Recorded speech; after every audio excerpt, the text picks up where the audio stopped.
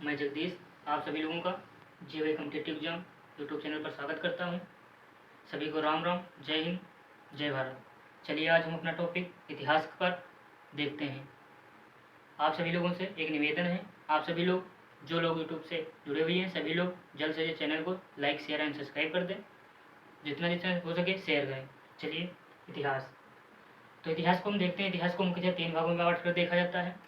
पहला है प्राचीन काल इतिहास, दूसरा है मध्यकालीन इतिहास, तीसरा है आधुनिक कालीन इतिहास। अब हम देखते हैं प्राचीन कालीन इतिहास को पहले।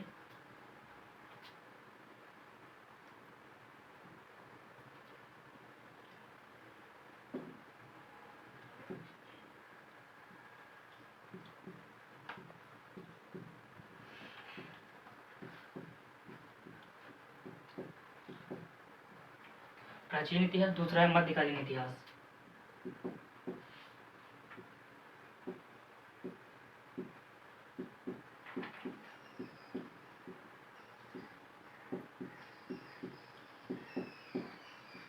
और तीसरा है आधुनिक कालीन इतिहास।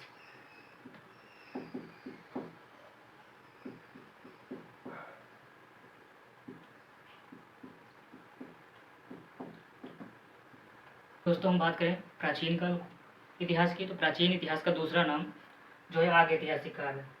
प्रागैतिहासिक काल,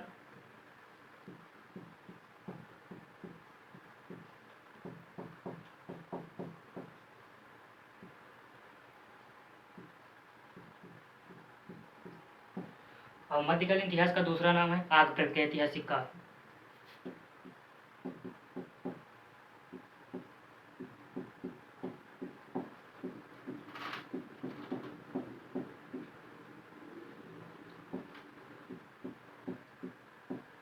आधुनिक काल को हम जो अपना ऐतिहासिक काल ही कहा जाता है, दूसरा नाम ऐतिहासिक काल।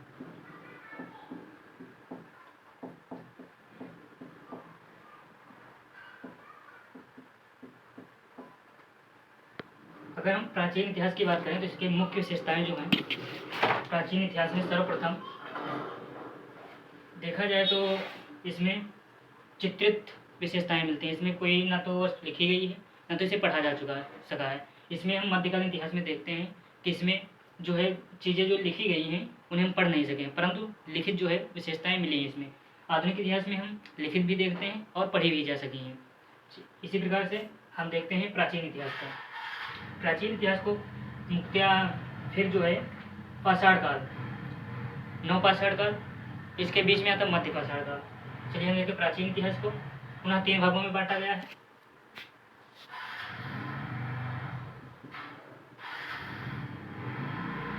पहला पाषाण काल, दूसरा है मध्य पाषाण काल, तीसरा है नवपाषाण काल।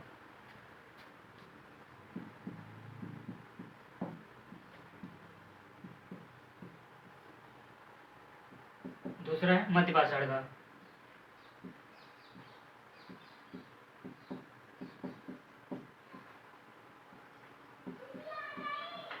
तीसरा है नवपाषाण काल।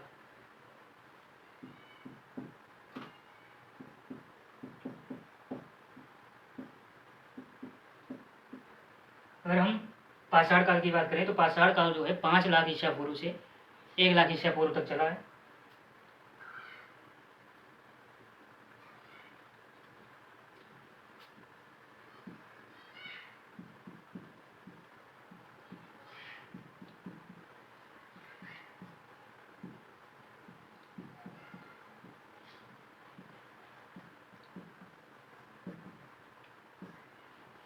अगर हम मध्य पाषाण काल की बात करें तो मध्य पाषाण काल जो है आपका 1 लाख ईसा पूर्व से लेकर के 40 लाख ईसा पूर्व तक चला है।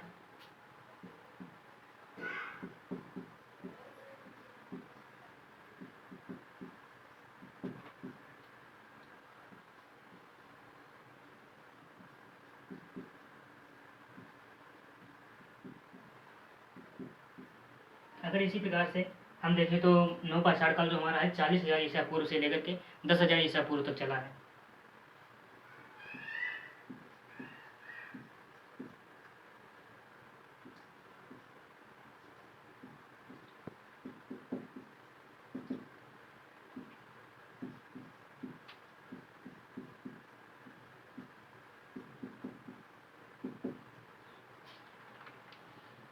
अगर इसी हिसाब से देखें तो इतिहास के जनक जो है हेरोडोटस को कहा जाता है।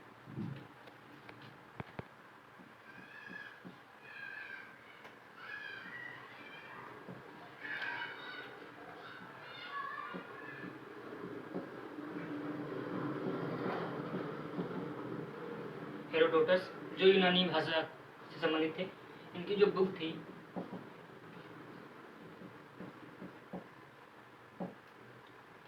हिस्टोरिका,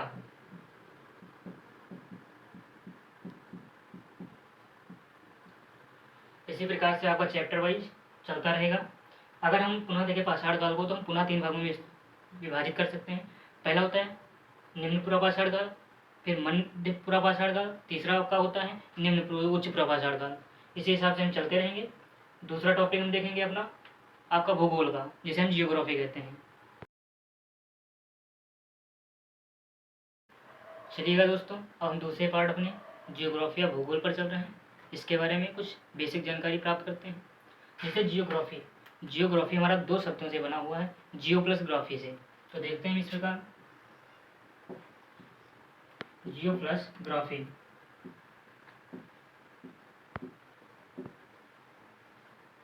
अब जियो जो है, जियो का मतलब होता है अर्थ, मतलब पृथ्वी।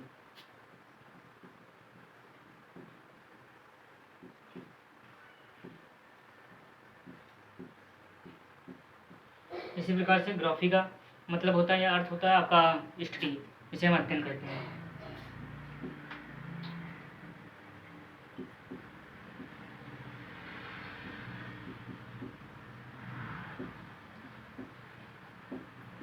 इस प्रकार से हम देखें तो जियोग्राफी जो होता है वो पृथ्वी का अध्ययन होता है, जियोग्राफी। अगर दूसरा हम देखें जियोग्राफी, तो पूरी वर्ल्ड पर, पूरे पृथ्वी पर आपका जो है 71% जल है।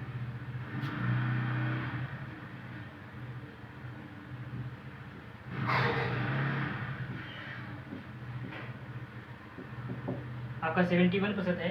अगर हम इसका भूतल देखें तो भूतल आपका जो है पूरा 29% पर है स्थल।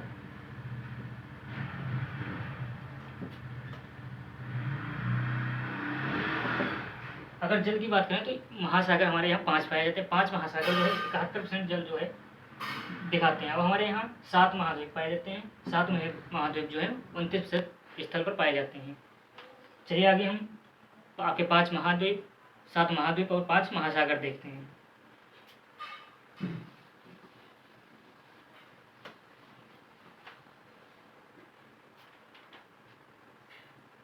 इस प्रकार से देखते हैं बढ़ते क्रम में। सबसे पहला आपका है प्रशांत महासागर,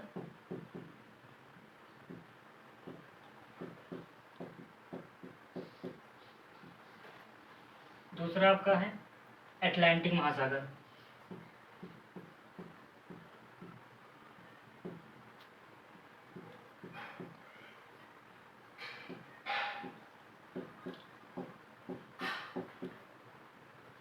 तीसरा आपका है हिंद महासागर,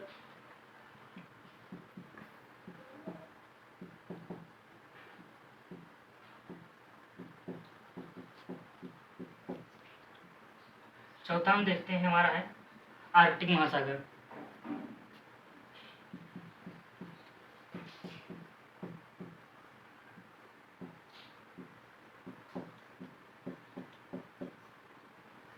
चौथा हमारा है एंटार्क्टिका महासागर, पांचवा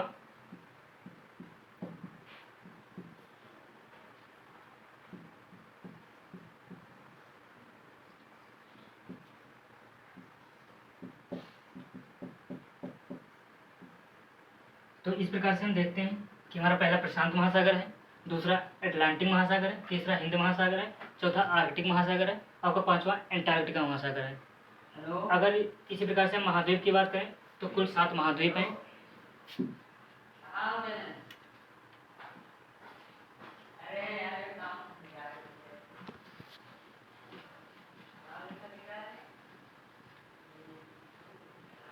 देखते हैं हमारा पहला महाद्वीप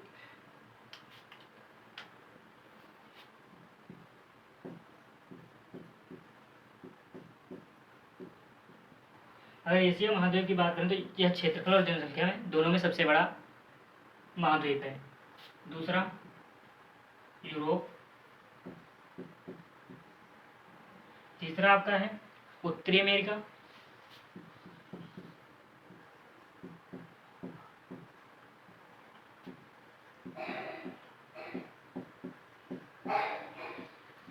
चौथा है आपका दक्षिणी अमेरिका।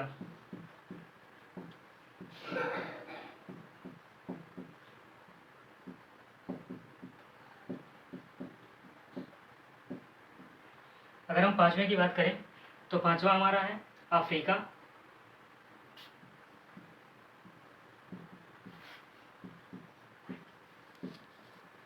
छठा हमारा है ऑस्ट्रेलिया। छठा ऑस्ट्रेलिया है।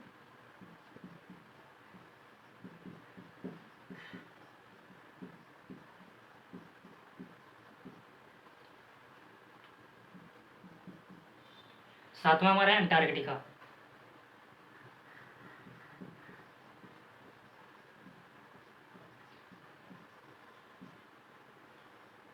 अंटार्कटिका। अगर हम क्षेत्रफल के हिसाब से बात करें तो हमारा जो है फर्स्ट पर एशिया, सेकंड पर हमारा जो आता है अफ्रीका, थर्ड पर उत्तरी अमेरिका, फोर्थ पर आपका दक्षिणी अमेरिका, फिफ्थ पर आपका जो आता है यूरोप आता है, फिफ्थ। सिक्स पर आपका अंटार्कटिका आता है, सेवन पर आपका ऑस्ट्रेलिया आता है। और इसी प्रकार से अगर हम बात करें तो भारत से लगने वाले जो राज्य हैं, देशों की सीमाएं,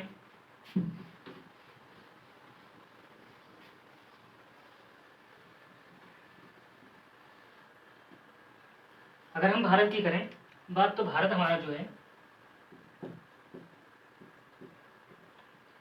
भारत जो दक्षिणी एशिया के जो है दक्षिणी एशिया के महाद्वीप में स्थित है। अगर इसका कुल क्षेत्रफल की बात करें, कुल क्षेत्रफल इसका है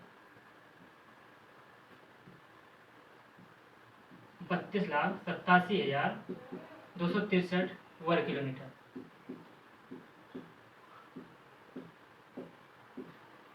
भारत में जो है 28 राज्य और आपके 8 केंद्र शासित प्रदेश,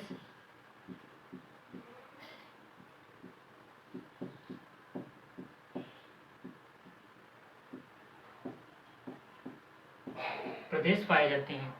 इसी हिसाब से अगर हम देखें भारत से जो है कौन कौन से देश सीमा बनाते हैं,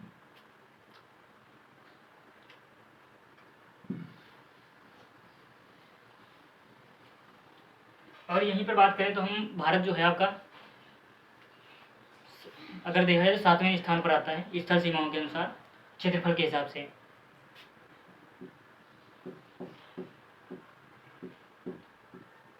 क्षेत्रफल के हिसाब से भारत का 7वां विश्व में स्थान है। अगर इसकी बात करें कौन कौन से इसके आगे देश हैं तो इसमें एक ट्रिक होती है और ट्रिक हम आपको बताएंगे।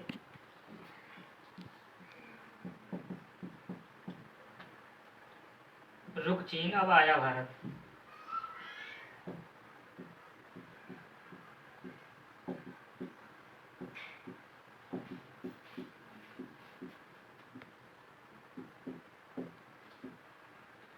यहाँ पर देखिए सबसे फर्स्ट नंबर पर रूस आता है आपका,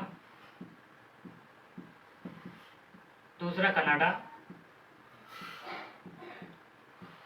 थर्ड नंबर पर आपका चीन है, फोर्थ नंबर पर आपका जो है अमेरिका है,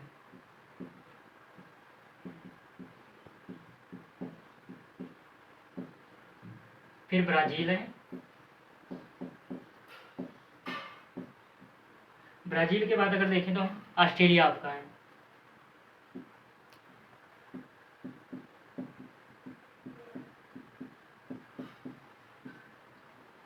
और फोर्थ आपका 7 नंबर पर भारत है। अगर 8 नंबर की बात करें तो अर्जेंटीना आपका है 8वें नंबर पर, यहाँ पर लिखे दे रहे हैं।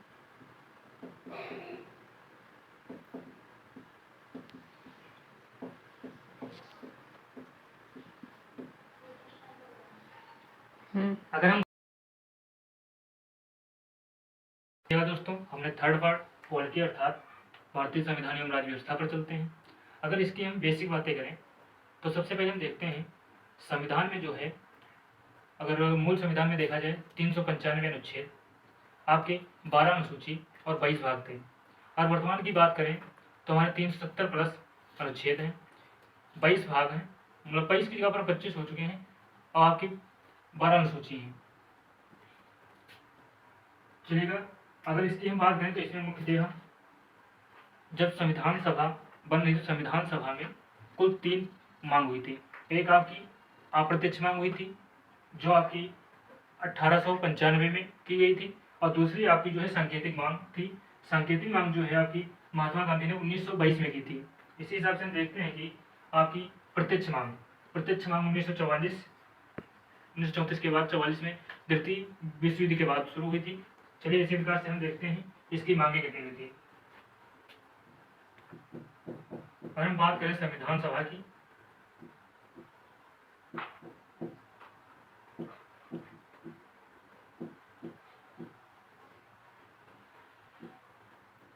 संविधान सभा की बात करें तो इसमें मुख्यतः 3 जो है आपकी मांग हुई थी। पहली मांग थी आपकी अप्रत्यक्ष मांग,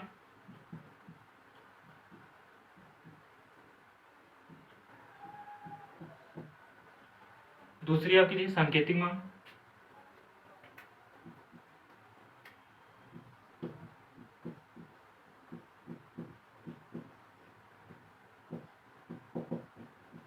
तीसरी आपकी थी प्रत्यक्ष मांग।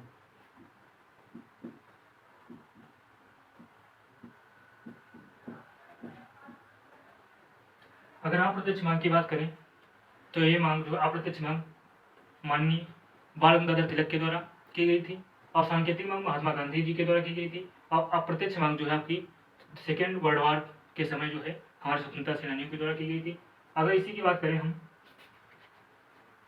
तो आगे हम चलते हैं इसी में कि आपके कितने भाग, कितनी अनुसूची, कौन कौन से भाग, इसी प्रकार से हम एक्सप्लेन करते हैं। अगर इसमें हम बात करें तो आपके जो है कुछ चीजें, पहले अगर बात एक की करें, भाग 1, तो भाग 1 में संघ एवं राज्यों का क्षेत्र है आपका।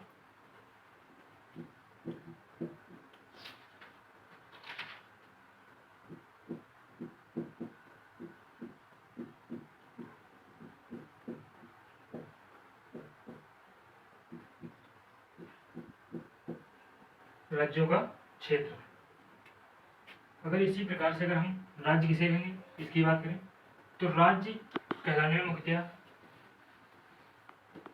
हम राज्य की परिभाषित करते हैं। राज्य को, राज्य हम किसे कह सकते हैं, इसमें जो है 4 कंडीशन होनी चाहिए। पहली कंडीशन आपकी है एक निश्चित भूभाग होना चाहिए,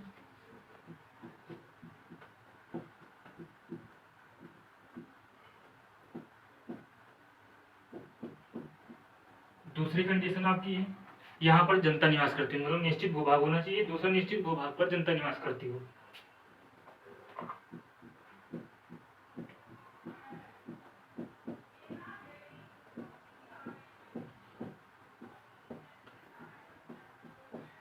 और तीसरा आपका है जनता पर शासन करने के लिए सरकार होनी चाहिए।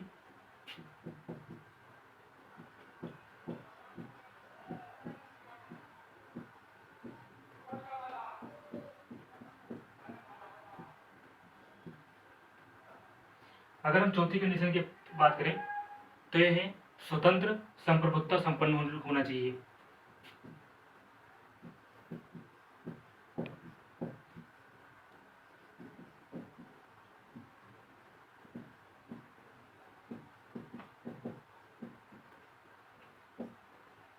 अगर हम यहाँ पर स्वतंत्र संप्रभुता की बात करें तो वह अपने आंतरिक एवं बाह्य निर्णयों में स्वतंत्र होना चाहिए, उसी को हम जो है स्वतंत्र संप्रभुता कह सकते हैं। अगर हम देखें यहाँ पर आपका जैसे यूपी है और आपका इंडिया अर्थात भारत है, तो हम राज्य अगर देखें तो यूपी को नहीं कह सकते हैं। अगर देखा जाए भौगोलिक क्षेत्र की दृष्टि से तो हम इसे जो है नहीं कह सकते यूपी को। अगर राजनीतिक दृष्टि से देखा जाए तो हम जो है भौगोलिक दृष्टि से यूपी को कह सकते हैं, पर राजनीतिक दृष्टि से हम भारत को ही राज्य कहेंगे। अगर देखा जाए तो यूपी में निश्चित भूभाग भी है और आपकी यहाँ पर जनता भी निवास करती है, और यहाँ पर सरकार भी है, जो इस समय प्रेजेंट में बीजेपी की सरकार चल रही है। अगर यहाँ पर देखें स्वतंत्र संप्रभुता संपन्न सरकार नहीं है। यहाँ मतलब कि उत्तर प्रदेश की सरकार पूर्णतः आंतरिक एवं बाह्य निर्णय लेने में स्वतंत्र नहीं है, इसलिए हम इसे राज्य नहीं कह सकते।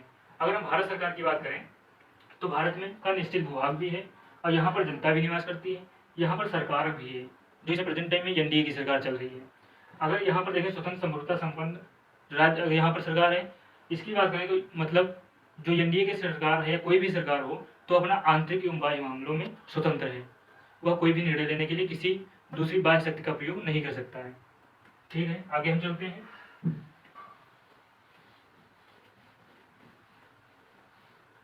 दोस्तों हम आज को बताते हैं, हम केवल आज आपको थोड़ा थोड़ा एक्सप्लेन कर रहे हैं।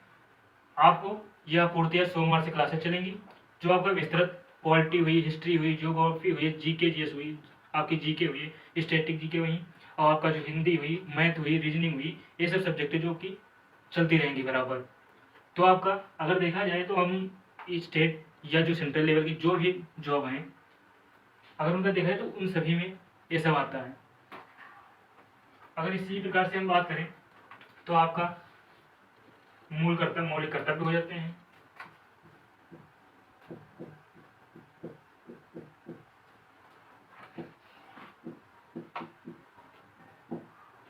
अगर हम मौलिक कर्तव्य की बात करें तो मौलिक कर्तव्य हमारे मूल संविधान में एक भी नहीं था। मौलिक कर्तव्य जो हमारा है ये 42वें संविधान संशोधन 1976 के द्वारा जोड़े गए थे।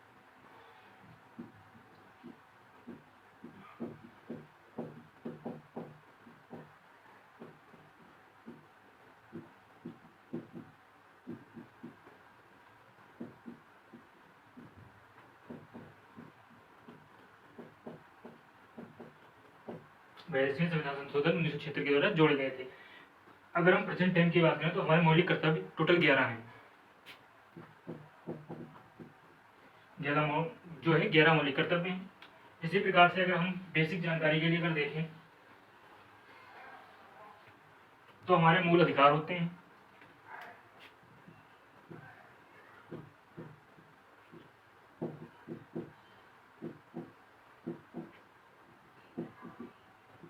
और मूल अधिकार की बात करें तो मूल अधिकार हमारे 12 से लेकर के अनुच्छेद 35 तक होते हैं।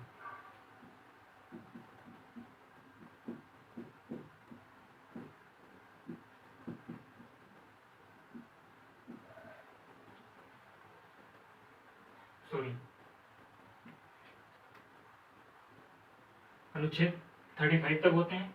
अगर ये मूल अधिकार के उल्लंघन हो जाए या कोई दहन कर दे तो आप जो है आर्टिकल या अनुच्छेद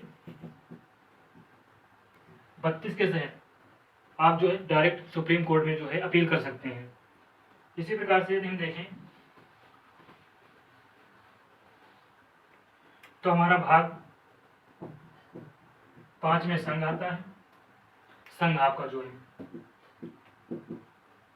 अगर हम संघ की बात करें तो संघ भी हमारा 3 भागों में बटा रहता है। कार्यपालिका,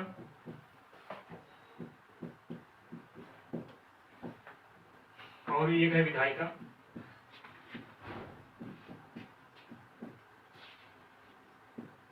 आपका तीसरा है न्यायपालिका।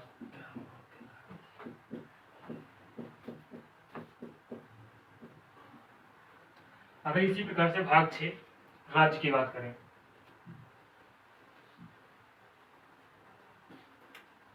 भाग 6 आपका राज्य। राज्य भी हमारा 3 प्रकार से बटा रहता है, कार्यपालिका, विधायिका और न्यायपालिका के हिसाब से। ठीक है, अगर हम इसी प्रकार से बेसिक जानकारी देखें तो इसी प्रकार से हमारा सब स्टेप चलते रहेंगे। अब हम अगले पार्ट में आपको मिलेंगे। चलिए, सोमवार से आपकी प्रॉपरली चल रही क्लासें। आप सभी लोग चैनल को लाइक, शेयर एंड सब्सक्राइब करते रहिए। जय हिंद, जय भारत।